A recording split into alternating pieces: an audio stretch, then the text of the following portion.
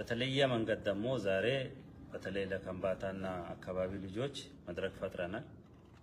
በግል ማግኘት እንፈልጋለን። በጋራ እንዲህ ተጃምለን አይደለም ራሳችን ችለን አጋርነታችን እንገልጻለን ብላችሁ ዛሬ ይሄን መድረክ ላዘጋጃችሁ ኮሚቴዎች አንዴ ምስጋና አቅርቡልኝ።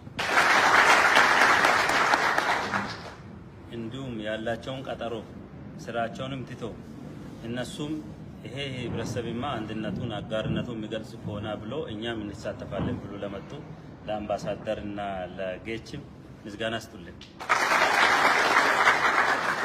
አንዴ ለሁላችንም ምስጋና ስጡልን።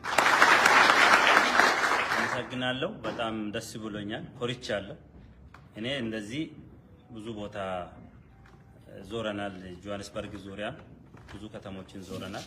ይሄን አንድነት ነው ያየነው። በአንድነት ብዙ ነገር መስራት እንደሚቻል አይተናል። ብቻም ሳይሆን ብዙ ሰዎች ሚሉት ነገር አለ። እንዲህ እንዳንገናኝ ብዙ ስራዎች ተሰርቶብናል። ያው በግድ ነው ዛሬም እናንተን ያገኘ ነው ታውቃላችሁ ብዬ አስባለሁ። እኔ ብርም አልፈልግም፣ ሀላባን አዋይቼ ከምባታን ጥዬ መሄድ አልፈልግም ብያለሁ። ምክንያቱም ተለያይተን መኖር ብዬ እዛ ዙሪያ ላይ ጠይቄ እንትን አላልኩም። ዛሬ በተለይ ዳምቦያ ልጆች ሰብራችሁ እንድንገናኝ አድርጋችኋል። ከልብ አመሰግናለሁ። ሀላባ ማለት ቅድም አንዱ ወንድሜ ያለው ነው። ሀላባ ውስጥ ተወልዶም ያላየውን አይቷል። ሀላባ ማለት መጨረሻ ቀበሌ ጌሮ መሆኑን አብዛኛው የሚያውቅ አይመስለኝም። እኔ እዛ አካባቢ ስለሰራው ነው ያወቅሁት።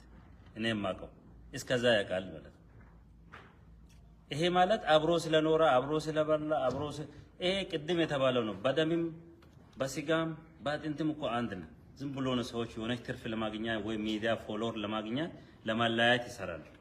ሀላባ ዶሮ ከቁሊቶ ወይንም ከአርሾ እስከ ጌሮ ያያት ሀላባ ናት። አዲስ የተለወጠ ነገር የለም። አሁን አቅፎ አሁንም አብሮ የሚበላ አሁንም አብሮ የሚኖር ሀላባ ነው።